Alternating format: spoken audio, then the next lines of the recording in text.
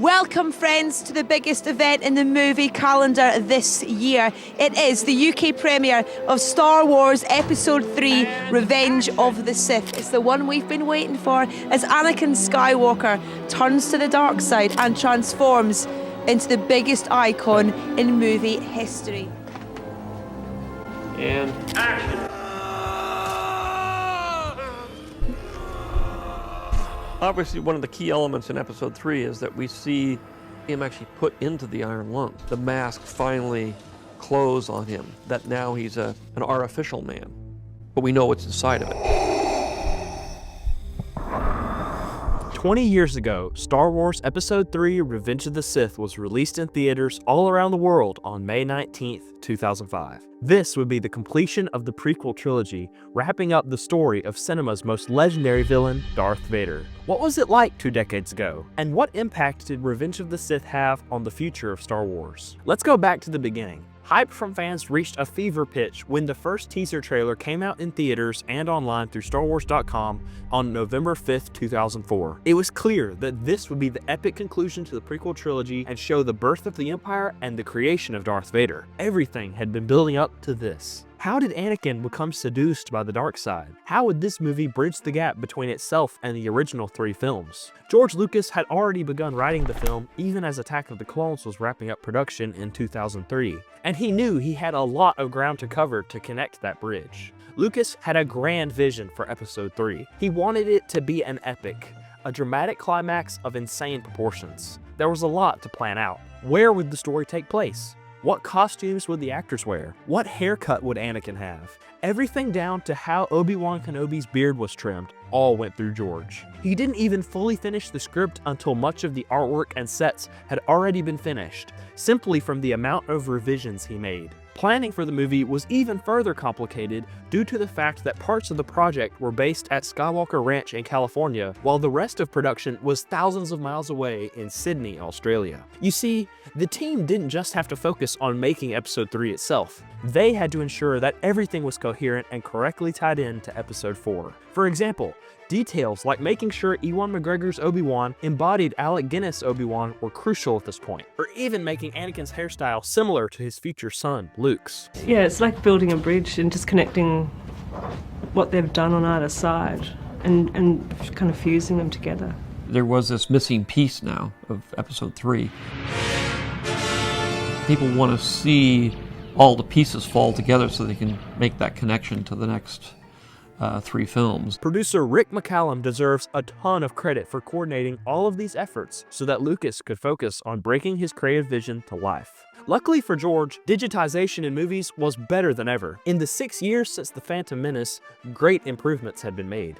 The creative freedom was there for him to experiment with new locations and worlds. No better location symbolizes the immense work that went into producing this movie than the world that featured the climax of the film, Mustafar. The planet was a mining world, completely devoid of life, full of volcanoes, lava flows, and treacherous terrain. And it would have to be made entirely through special effects. But not everything could be digitized. Because the duel at Mustafar was the key moment where the entire saga of Star Wars was being held in the balance, everything had to be done just right. Ultimately, that came down to actors Hayden Christiansen and Ewan McGregor performing the entire duel themselves, all in front of green screens. Not a single part of Revenge of the Sith was shot outside the studio. The work was physically grueling, with the actors working on fight choreography for hours on end each day. This was all taking place while Christiansen underwent a tremendous physical transformation to meet George's expectations for what Anakin would be like in the film. Anakin we have to deal with too. At this point, I think we say, what's dashing? Because we're bulking him up. So you just get it from... Yeah. Hayden's had to work out really hard, so he'll do 6 hours sword fighting, and then he'll do 2 hours of training, and then he eats about 6 times a day. This fight was mainly brought to life due to the expertise of Episode 3's stunt coordinator, Nick Gillard. He supervised the fight choreography and all of the stunt doubles, an immense task for such an important film as Revenge of the Sith. He directed the numerous duels in the film, from Obi-Wan versus Grievous to Yoda versus Sidious, and now this. The Battle of the Heroes. People tend to think of actors as delivering dialogue, evoking emotion through the words that they say. Hayden and Ewan had to do that, but they also had to be amazingly physical, and they spent months rehearsing it. The repetition of having to do each sequence over and over again and trying to get it so that it is as perfect as we could get it to be was exhausting. He spent month after month working alongside Hayden and Obi-Wan as they perfected each and every movement, down to the very last stroke and parry. How can he convey the weight and emotion of two brothers fighting for the fate of the galaxy through this duel? Years of planning in George Lucas' head, months of intense physical preparation by the actors, and weeks upon weeks of work by the effects and sets crews came down to just a few days of shooting for the duel. The entire film was initially shot in just 11 days. The Mustafar fight was hugely complex to shoot and was shot out of sequence. That created a logistical nightmare for everyone.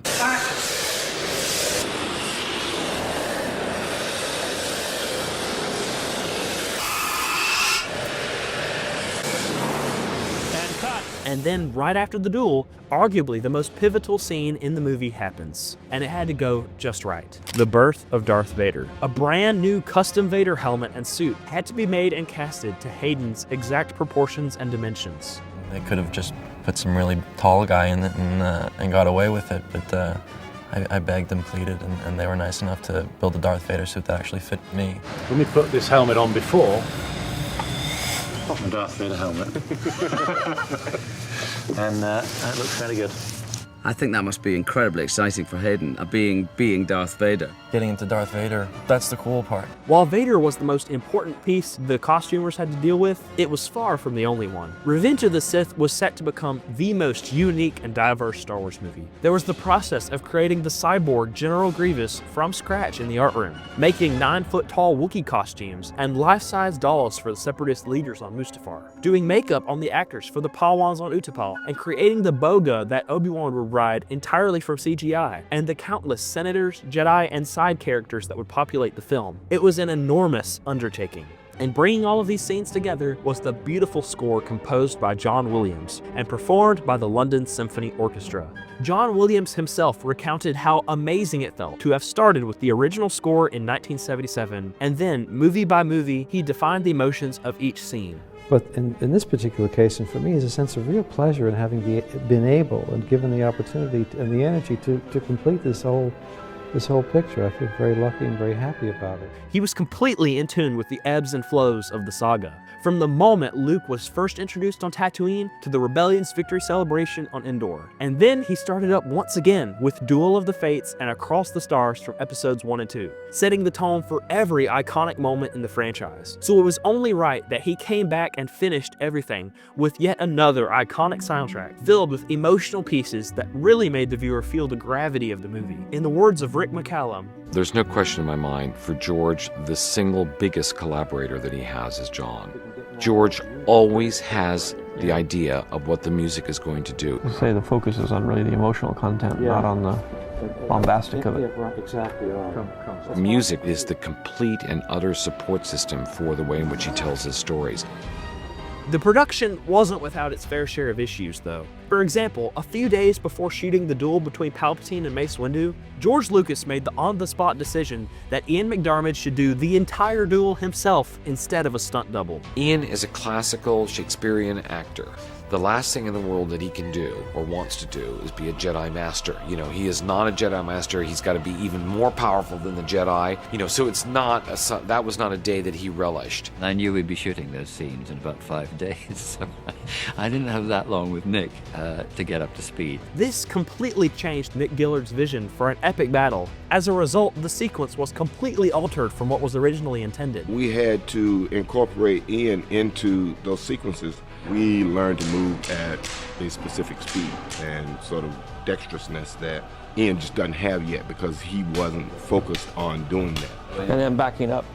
The fight was much shorter, not as fast, and featured much more close-ups of the two actors than most of the previous duels had. Luckily, things worked out on shooting day as Samuel L. Jackson and Ian McDiarmid pulled off the duel beautifully. With all of these pieces coming together, it's no wonder that the original cut for Revenge of the Sith was over 4 hours long, a far cry from the 2.5-hour version we got to see. Many different subplots were cut from the script, such as Palpatine telling Anakin that Padme was keeping secrets with with them and possibly having an affair with Obi-Wan. In reality, she was having secret meetings with other senators like Bail Organa and Mon Mothma throughout the film. These senators would become the founders of the Rebel Alliance. Anakin's duties to the Council and Palpatine as a double agent also got significantly less screen time. The original cut helped to make Anakin's turn to the dark side make a lot more sense to the viewer. More time would have also been devoted to scenes depicting the epic battles of the Clone Wars.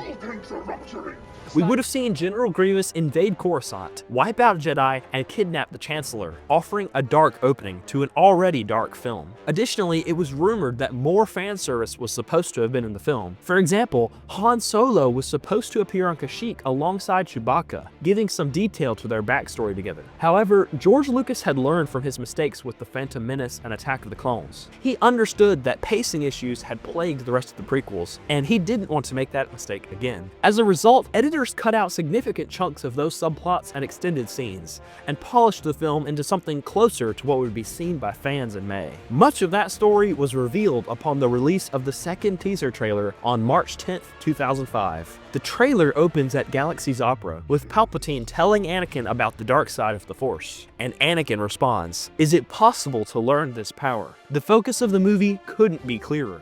Less than a month later, on April 2nd, the Revenge of the Sith novelization was released. Hype around the impending release of the movie caused millions of copies of the book to be sold, totaling up to 15 million today. It offered an experience that was going to be very similar to the final cut of Episode 3 that would hit theaters, but it differed greatly in dialogue and included many of the scenes from the original script that were cut from the movie. But the book release was overshadowed by an even bigger event that happened on the very same day. The Revenge of the Sith toy line was released on midnight of April 2nd. The biggest tie-in with every Star Wars film was always the toys. They generated more revenue than the movies themselves. Fans would line up outside of stores for hours and sometimes days in advance just to get their hands on exclusive new action figures and collectibles. The phenomenon started by The Phantom Menace became known as Midnight Madness at stores like Toys R Us. What are you guys here for tonight?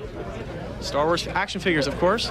People tore through shelves of Anakin Skywalker figurines, ARC 170 starfighters, and more. Sneak peek characters were released, like General Grievous holding 4 lightsabers, or Wookiee warriors holding laser cannons. Teasers like these only built up the hype even more. By May 5th, the Revenge of the Sith video game was available to purchase for the PlayStation 2, Game Boy Advance, and Xbox. The game directly incorporated movie footage in its cutscenes, as users played through the events of the movie as Anakin Skywalker and Obi-Wan Kenobi. While the game followed the movie storyline very closely, one key feature caught fans' attention. In the game, users could trigger 2 different endings to the duel on Mustafar. One is the version that we would see in the Revenge of the Sith movie itself. The other is a version where Anakin kills Obi-Wan and Palpatine and takes control of the galaxy for himself. This served to highlight the question everyone was asking: how is the movie actually going to end? After all, just weeks ahead of the highly anticipated release date, the Motion Picture Association of America slapped a PG-13 rating on the movie. Campaigns geared for kids, such as a Revenge of the Sith themed kids toy in a Burger King meal,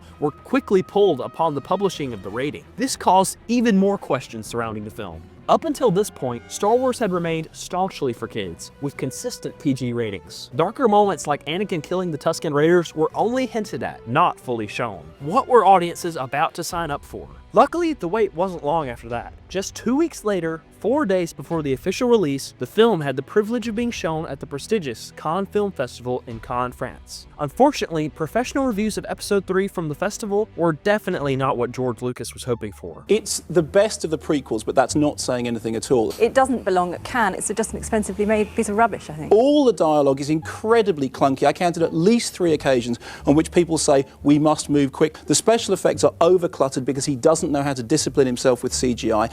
It's just not exciting enough. And the only feeling I got when they finally got to putting the bucket on Darth Vader's head was, at least it's done, at least it's finished. Please don't let us have episode 7 to 9. It's rubbish.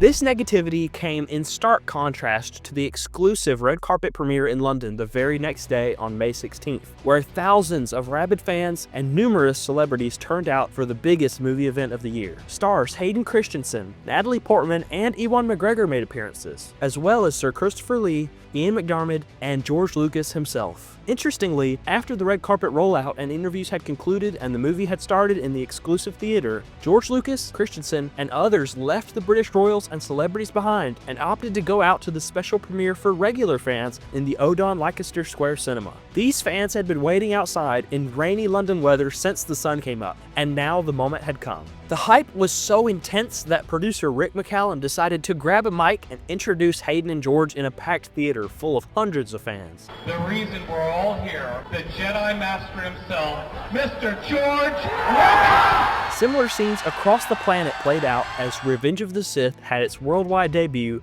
on May 19th, 2005. We're only 3 hours away from the premiere of Revenge of the Sith, and this place, well, it's already packed. Tickets to the first show, they sold out weeks ago, and hardcore fans, well, they began lining up as early as last night to get those best seats of the house. And then the Lucasfilm logo appeared in a galaxy far, far away.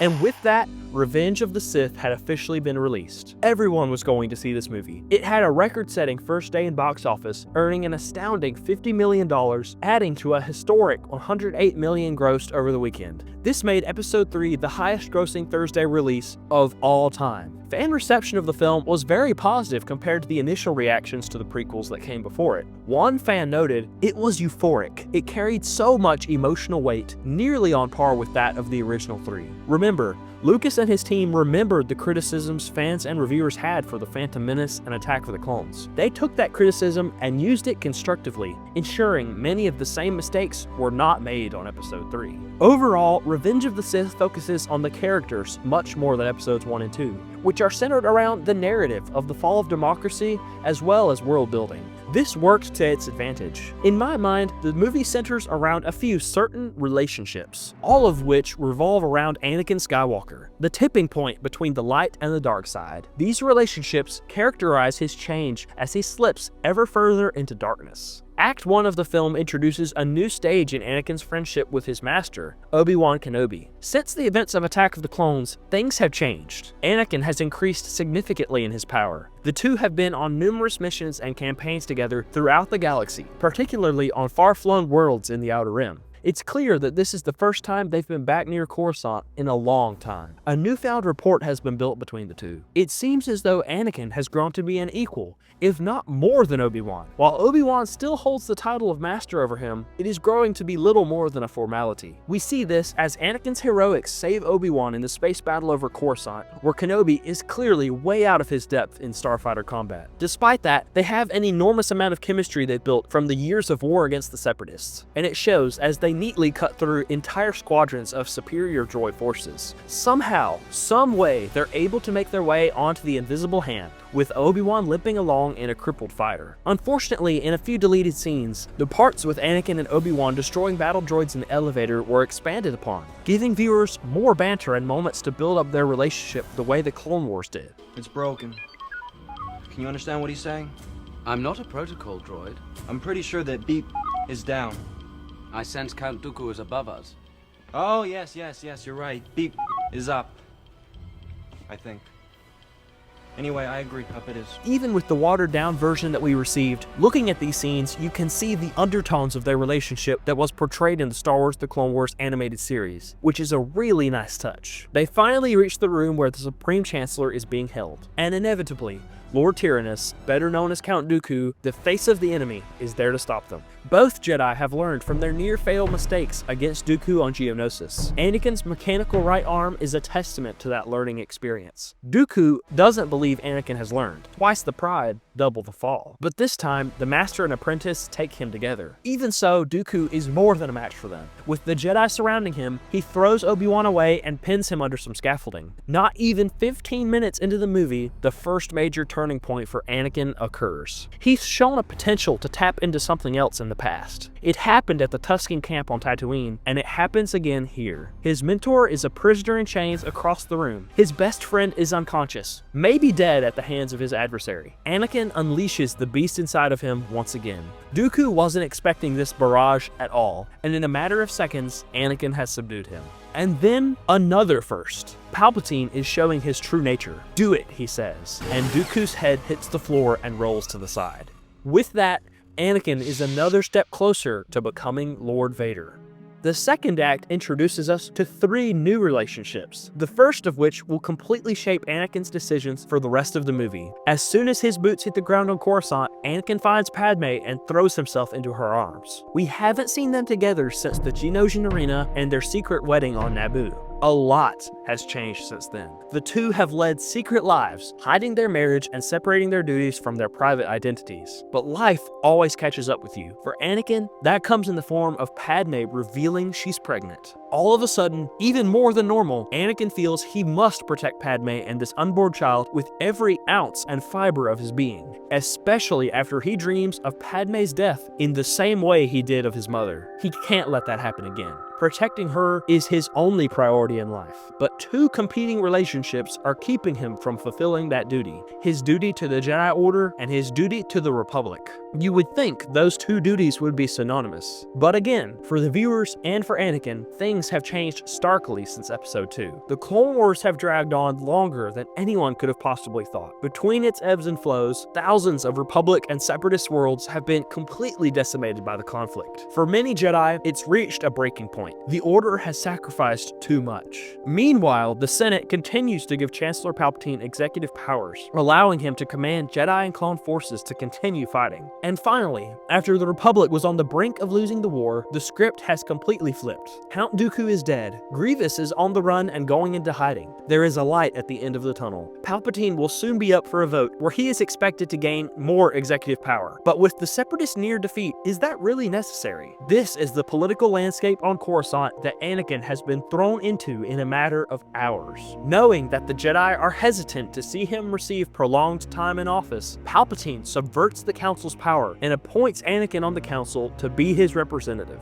In the Revenge of the Sith novel, which follows Lucas' original script, there's a really interesting detail here. You see, Anakin wanted to save Padme from her impending death. The Jedi Archives are the single largest collection of information in the entire galaxy. So Anakin figured if he could find that information anywhere, it'd be there. The thing is, there's a special vault within the archives that only Jedi Masters on the Council can access. Anakin believed that restricted information, such as how to save someone from dying, could potentially be housed there. So all he had to do was become a Master or get on the Council, which would mean he was already a Master, at least in theory. What Anakin never could have possibly imagined is these words coming from Master Mace Windu's mouth. "You are on this council, but we do not grant you the rank of Master." Going along with the novel's plot, Anakin was devastated, not just because of the complete and utter disrespect the council was shoving in his face by saying, "You can sit in on our meetings, but you can't vote on any decisions or really have a say in what's going on. You're simply the Chancellor's errand boy." No, this was all about Padme the whole time. Anakin had just lost a surefire method to finding out if saving her was even possible, and this is what Palpatine wanted all along, to cause a rift between Anakin and the Council, and a tear in his relationship with the Jedi Order. Fear of losing Padme would only grow, and he was helpless. Now it was only a matter of time before Anakin's focus shifted back to his relationship with his ever-knowledgeable mentor, Palpatine. Anakin was certain that the Jedi could no longer help him. He tried doing the right thing by going and sitting with Yoda to meditate, but Yoda only gave him the classic cliché Jedi answer. Yoda clearly didn't understand real life, what Anakin was truly dealing with. So when Anakin unsuspectingly sat down at the Galaxy's Opera and heard about the tragedy of Darth Plagueis the Wise for the first time, he was all ears. Someone could actually save people from death? And with every word, Palpatine reeled him in. The dark side of the Force is a pathway to many abilities some would consider unnatural. How can I learn this power? Not from a Jedi. This only confirmed Anakin's suspicions that his quest for the knowledge held within the Temple Vault were simply smoke and mirrors. So when Palpatine revealed himself to be the Sith Lord Darth Sidious, Anakin remembered the tidbit Sidious dropped in their conversation in the opera. Plagueis was killed by his apprentice. Sidious must have the information he had been so desperately hunting for, which is the biggest reason Anakin could not bring himself to kill Sidious right then and there. Instead, he went back to the temple and reported his findings to Mace Windu. Here is yet another crucial turning point in the story where things could have gone way differently. Anakin was still on the light side, but he was so terribly conflicted. All the while, his best friend and former master was nowhere to be seen. Because of distance and lack of contact, Anakin and Obi-Wan's relationship had changed. By making sure Obi-Wan was sent away to Utapau, Palpatine swiftly filled the vacuum that Obi-Wan left in Anakin's life with himself. In just a matter of days, in Obi-Wan's absence, while he was busy fighting for his life against General Grievous in an attempt to end the war, the bond of brothers was crumbling away, and with it, Anakin's loyalty to the Jedi Order. The good in Anakin, and what remained of his relationship to the Jedi, and everything it meant to him, kept him in the council chambers while Mace Windu and his task force were on their way to arrest the Chancellor. But ultimately, his attachment got the better of him. Another interesting narrative change here from the novel is that Anakin is stopped at the temple gates by Master Shaak Ti. She had been instructed by Mace to keep the temple on lockdown. She couldn't let anyone in or out. In the book, Anakin has a short conversation with her. When he realizes she won't budge, he commits yet another act that would push him closer to joining Sidious. He cuts her down in cold blood so he can leave the temple. Anakin believes the situation was urgent when he felt the disturbance in the Force caused by the death of Masters Kit Fisto, Saesee Tiin, and Agen Kolar. In 2005, the movie showed Anakin leave the temple freely and go straight to the Senate building, seemingly after just deliberating in his mind that he had to go help Mace, or protect Sidious. At the Chancellor's office, the duel between Mace Windu and Sidious was reaching its climax. Anakin arrives just as Mace subdues Palpatine, pointing his purple saber at the Chancellor's throat. From Anakin's perspective, he saw all of the Jedi, his relationship with the Jedi Order, threatening to take away the one link he had left to save the only relationship that truly mattered to him anymore. So as he watched Sidious wither away under the electrical shocks of his own lightning, it was clear that Anakin only had one choice. He chopped off Mace Windu's arm, an act that forever ended his ties to the Jedi Order and fundamentally submitted himself to Sidious. Sidious had managed to manipulate and destroy all of the relationships in Anakin's life and replace those with himself and the dark side. There was just one thing Anakin had left, Padme, who was on the brink of death from a self-fulfilling prophecy. And because of the way Sidious had pulled Anakin away from Obi-Wan, Anakin would choke Padme in his rage for thinking she could possibly conspire against him with his former master. Because of the way Sidious had pulled Anakin away from Obi-Wan, the brothers would battle in the greatest sword fight in cinematic history, with the fate of the galaxy at stake. Because of the way Sidious had pulled Anakin away from Obi-Wan, Anakin would find himself burning to death at the edge of a lava river on Mustafar. All of this culminated with the mask of Darth Vader descending on the head of Anakin Skywalker, a man who was completely and utterly broken by his circumstances and the greatest evil mastermind in the entire galaxy. You see, Revenge of the Sith had the enormous narrative benefit of being the climax of the trilogy. There's hardly any time in the screenplay for unnecessary scenes or dialogue due to the sheer amount of events that needed to go down to tell Anakin's story. A fan on Reddit said, "I don't think I breathed from Order 66 all the way until the helmet came down over Vader's head."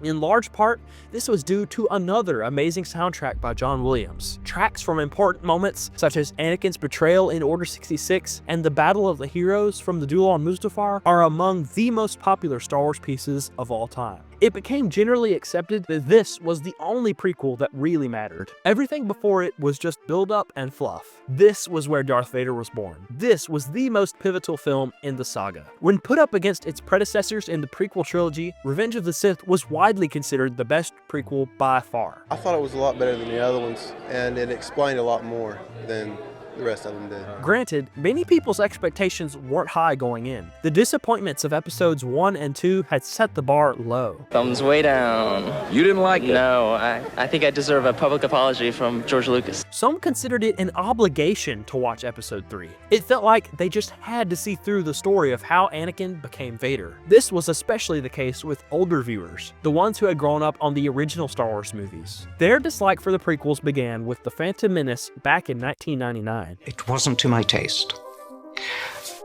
Absolutely not. And after I saw the movie, I went out and I sat in my car and I cried. because I was so sad. To them, it felt distinctly different from the likes of A New Hope and The Empire Strikes Back. Some of it was subjective hate towards the acting by Jake Lloyd, or unnecessary comic relief from Jar Jar Binks. For others, it was the writing by George, or the pacing and the disjointed story featuring 4 different endings to the film. Episode 2 only made this worse in its own way. To many, the love story between Padme and Anakin felt unrealistic to say the least. The writing in that act of the movie in particular is Shakespearean and clunky. Both movies were box office successes, but again, the vast majority of fans and critics felt differently at the time. So ultimately, a lot of older adults going into the theaters to see Revenge of the Sith disliked the prequels or even outright hated them, but loved Star Wars enough to stick with the story to its end. But more often than not, Revenge of the Sith hit home, especially with younger viewers. What? The best Star Wars. It was better than all. After all, Star Wars as a whole is meant for kids. Despite its PG-13 rating, Revenge of the Sith was still undeniably a Star Wars film. But unfortunately, these younger viewers didn't have as much of a voice as adult fans, who increasingly lumped Revenge of the Sith in with the rest of the prequels. Sure, it might have been better than the first 2, but it was still a prequel. Sadly, similar to The Phantom Menace, the negativity towards Revenge of the Sith didn't stop with just the film or George Lucas. It was extended toward the actors, most notably Hayden Christiansen, who played Anakin Skywalker. Once again, similar to Jake Lloyd or Ahmed Best from The Phantom Menace, Christiansen was singled out from the cast and criticized for his acting. In 2006, he even won a Razzie Award for Worst Supporting Actor due to his performance in Revenge of the Sith, to add insult to injury. I want to thank George Lucas for giving me the chance to play such a cool character, or I should really just be accepting this on his behalf, really, but nevertheless, amazing, thank you very much. Many critics failed to note George Lucas' involvement in directing the actors. Performances by Christensen's co-stars, like Natalie Portman and Samuel L. Jackson, were equally wooden at times. The rest of the Episode 3 cast also went on to have successful careers for the most part. Even Natalie Portman, who was nominated for Worst Supporting Actress along with Hayden for her performance as Padme, would go on to win Best Actress in 2011. And the Oscar goes to Natalie Portman, Black Swan. But not Hayden. Playing the man who would become Darth Vader is one of the biggest roles in cinema history. It's a make or break role, and unfortunately for Christensen, because of how Attack of the Clones and Revenge of the Sith were received, it tanked his career. It was clear that he could act. His film Shattered Glass is a great example, but playing the role was something he couldn't shake, and audiences couldn't either.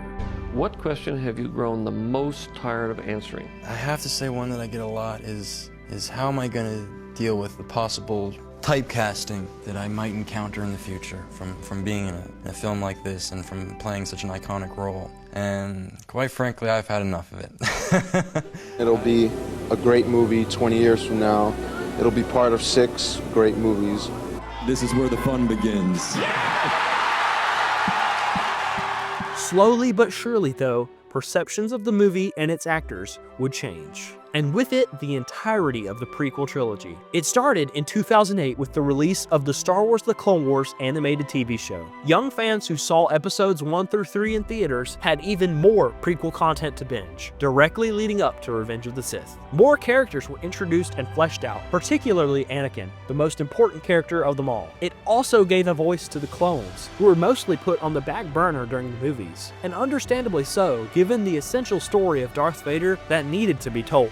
But 6 seasons gave fans a lot of time to bond with the clone characters like Captain Rex and Commander Cody. Additions like these meant the show greatly bolstered the stories of Attack of the Clones and Revenge of the Sith, and helped portray what the war was really doing to the Jedi and the galaxy. Moments from Revenge of the Sith, like Order 66, became even more emotional, seeing not just faceless clone troopers cutting down their commanders, but brothers who were acting against their will due to unforeseen events. Similar to the 2003 edition of the Clone Wars, it gave meaning to other side characters as well, particularly General Grievous. For many, his introduction in Episode 3 was simply botched. For anyone that hadn't watched extra content, his first scene looks like a massive robot coughing and screaming at battle droids.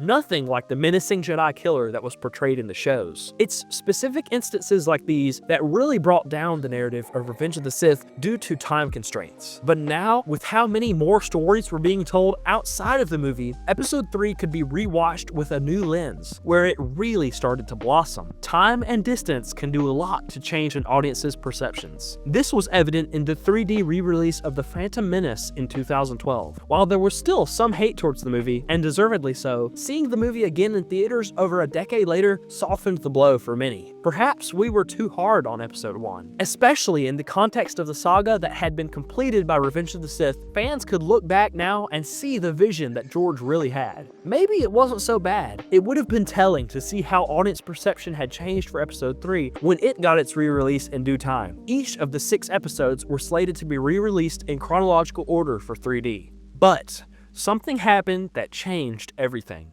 Today, I am proud to announce the Walt Disney Company is acquiring Lucasfilm. Fans can expect a new feature film, Star Wars Episode 7, in theaters worldwide in 2015. A 6-episode saga that was thought to be finished was about to be resurrected. Revenge of the Sith's scheduled re-release was canceled, along with further production of the Clone Wars TV show. This moment and the following events would become very important in Revenge of the Sith's legacy. 10 years after the release of Episode 3, in 2015, Star Wars Episode 7, The Force Awakens hit theaters to critical acclaim, generating billions in the box office. Fans were ecstatic over a brand new Star Wars after a decade-long hiatus. Force has awakened, for sure. It was amazing.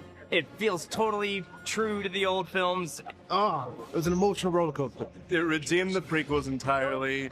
Thank God. After the bad taste the prequels left in many fans' mouths, it was refreshing to see a retread of A New Hope with numerous fan service moments and nostalgia baits, featuring much of the original cast, including Harrison Ford, Carrie Fisher, and Mark Hamill. Even the Millennium Falcon, along with R2-D2 and C-3PO, made appearances. There was the classic desert planet, just like Tatooine, a secret rebel base, a weapon that could destroy not just one, but many planets. It was exactly what people wanted. Unlike the prequels, zero risks were taken. No new characters to screw things up like Jar Jar. No new narrative elements to mix things up like The Phantom Menace. And for a while, things seemed good. With the release of Rogue One in December of 2016, it seemed as though Disney might have gotten it right with Star Wars. Most were content to leave the prequels and Revenge of the Sith far behind in distant memory. No prequel content was in production at all after the Clone Wars was canceled. Everything was focused forward. Until 2017.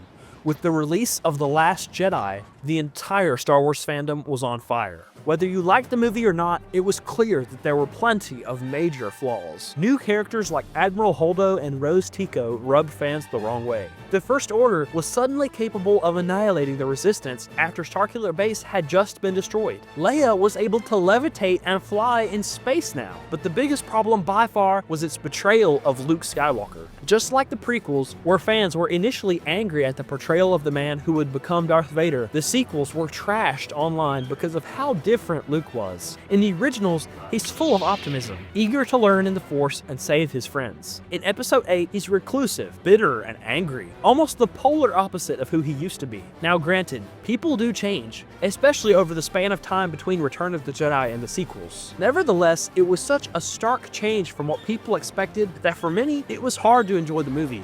Movie was utter trash. Just bums me out. What the hell were they thinking?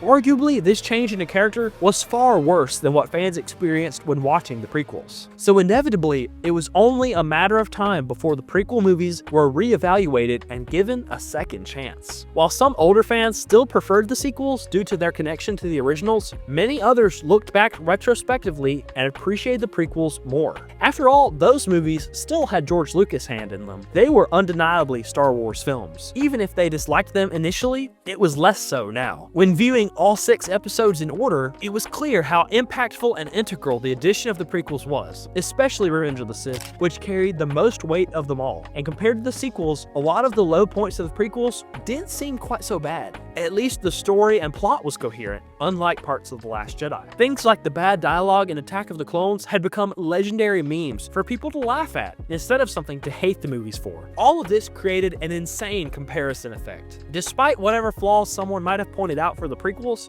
they didn't matter as much in the face of the sequels. And coincidentally, at the same time as all of this was going down, the kids that grew up on episodes 1, 2, and 3 were finally starting to have a voice, especially in blossoming online communities on Reddit, YouTube, and other forums. They used their newly found platform to voice their true feelings on Revenge of the Sith and its counterparts. It turns out these movies were some of their favorite Star Wars, with Revenge of the Sith clearly being the best of the bunch. They also grew up watching the Clone Wars, where they really got to see Anakin's backstory fleshed out more. These fans were the main ones who actually watched the expanded content surrounding Revenge of the Sith, which particularly enhanced their viewing experience more than anyone else. So now, the tide had completely shifted. Everyone still recognized that The Phantom Menace and Attack of the Clones were far below the caliber of the rest of the movies, even if they were still Star Wars. But Revenge of the Sith became a film that was talked about in the same discussions as the originals, as being one of, if not the best Star Wars movie of all time. It had the best action with numerous duels. Anakin and Obi-Wan versus Dooku, Obi-Wan versus Grievous, Palpatine versus Mace Windu, Yoda versus the Emperor, and Anakin versus Obi-Wan at the end to top it all off. Not to mention the scenes like the battle over Coruscant, the invasion of Kashyyyk, the Operation to Utapau, and Order 66. It had the most emotional moments in all of Star Wars too, with the Jedi being destroyed by their men and Anakin's life being completely destroyed by the dark side as he turned into Vader. And yet, all of that ended so beautifully with a nod back to the originals as Leia was delivered to Alderaan and Luke Skywalker was given to Owen and Beru Lars on Tatooine under the binary sunset. Fans finally appreciated the masterpiece that is Revenge of the Sith for what it really was. Since the introduction of the sequel trilogy, even more Episode 3 related content has come out. Disney greenlighted a Season 7 for the Clone Wars, with the Siege of Mandalore arc being a direct tie-in to Order 66 and the events of Revenge of the Sith, offering even more expanded content to make the story of the movie that much more emotional. The Clone Wars, through Revenge of the Sith, has inspired even more content. In 2021, a spin-off of the Clone Wars called The Bad Batch explored the timeline surrounding Order 66 and its aftermath as the Republic reorganized itself into the Empire, showing truly just how much damage and destruction Anakin had caused. Another show, Tales of the Jedi, also followed similar themes, directly inspired by Clone Wars characters. With the Revenge of the Sith being seen in such a new light, it was only right that once-hated actors like Hayden Christiansen finally got their flowers. This is where the fun begins. In May of 2022, nearly 2 decades after Episode 3, Ewan McGregor would return to Star Wars for the Kenobi TV series, with Hayden Christiansen playing as Darth Vader behind the mask. Despite some of the bad plot and production choices with the show, it was still very well received by fans, who were just happy to see a few of their beloved characters on screen again. When Disney realized how much fan support and interest Christiansen now had, it was logical that he would return yet again, this time in a bigger role for 2023's Ahsoka series. In a few flashback scenes, Ahsoka Tano goes back into the midst of the Clone Wars where she finds her master, as if they'd never left the era of Revenge of the Sith. The moments between them were beautifully done with masterful acting from Hayden, serving as massive nostalgic moments for everyone that grew up with him as the main face of Star Wars. Now Christiansen, McGregor, and prequel content were the headlines of Star Wars events across the world, becoming the main focus of Star Wars celebration events. Now, moments like these are commonplace at Star Wars conventions, with other stars like Palpatine actor Ian McDiarmid being overwhelmingly supported by crowds of thousands. This was the true legacy of Revenge of the Sith. It inspired a whole new generation of Star Wars fans to carry on the legacy of the movie that took the world by storm all the way back in 1977. Revenge of the Sith solidified Star Wars as a cultural cornerstone for many years to come. This universe was far from one generation's wonder. More than that, it gave those fans more Star Wars content than ever before, through the depth of Star Wars The Clone Wars and other shows like Rebels, Bad Batch, Tales, and so much more. But most important of all, Revenge of the Sith finished George Lucas's vision for Star Wars. Revenge was the last Star Wars movie he touched. Sure, he had more movies in mind, but with Episode 3, the essential story of the 6-episode saga was complete. The story of one of cinema's greatest villains, Darth Vader, had been told, and that made his redemption story in Return of the Jedi that much better. The prophecy was fulfilled. The Skywalker story had been completed.